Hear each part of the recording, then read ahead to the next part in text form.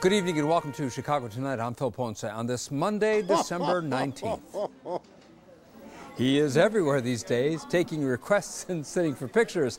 But being Santa Claus requires more than a big belly and a red suit.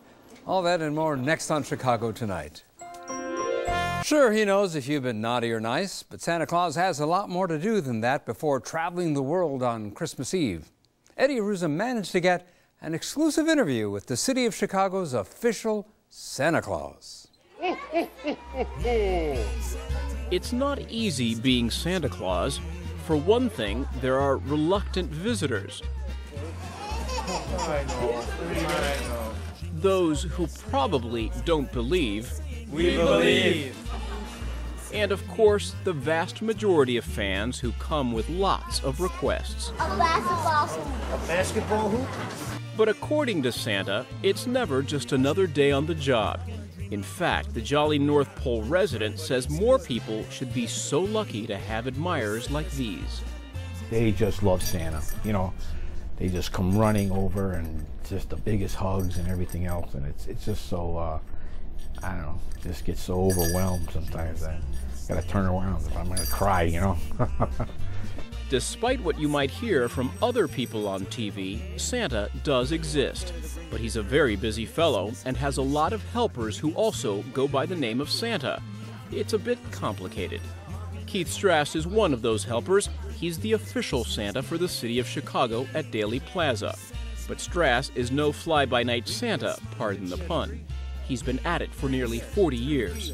I started when I was in the 6th grade. I was asked to perform in a Christmas pageant at school, and they needed a Santa Claus, and I volunteered, and I went home and I told my folks I volunteered to be Santa Claus.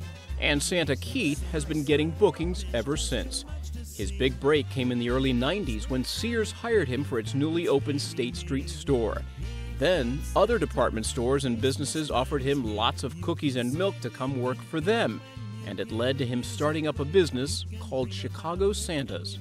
We seek out Santas all year through. I carry a pack of business cards with me. The most places I found Santas was in churches.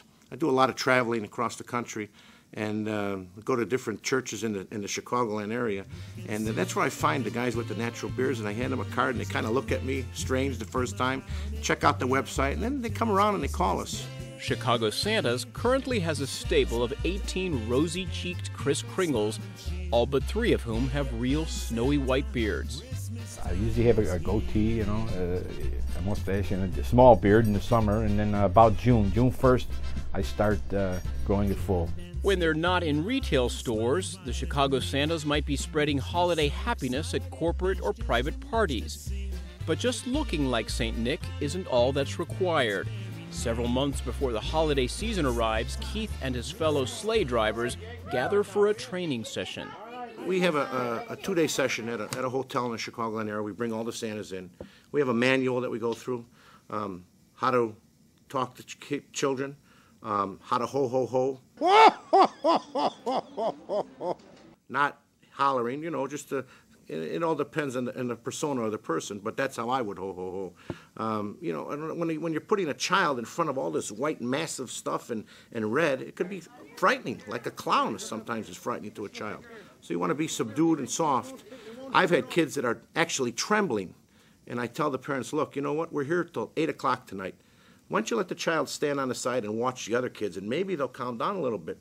And some parents are relentless. They want that photo with Santa. But you can terrify a child and put a bad memory in their mind of Santa. That's not what we're about. Welcome to Santa's house. Incidentally, Mrs. Claus does a lot of work too. At Daley Plaza, she's in charge of crowd control, but she also answers some basic questions about Santa and his operation. My response to the reindeers are they're afraid of traffic, so we keep them in the barn. When we go to lunch between 3 and 4, we go to feed the reindeers. Gotta feed the reindeers. The cookies, chocolate chips are his favorite, but Santa eats any kind of cookies. Please don't forget the milk. And if you have carrots, leave them out for the reindeers. Reindeers love an extra treat. Not all of the questions that Mr. and Mrs. Claus receive are easy to answer and require a great deal of sensitivity. I had a girl that needed a heart transplant. Comes to you and says, Santa, all I need is a heart for Christmas. I mean, you know, I'm a big 300-pound guy, but that'll melt you real quick. You know, or I want my mom and dad to stop fighting and don't get divorced. You can't fill a request like that, you know, I mean. So what do you say? You say, well, Santa will be watching over your family. We'll do the best we can. We hope everything works out for you. And with the exception of some who don't quite warm up to Santa once they meet him, Sorry, Santa.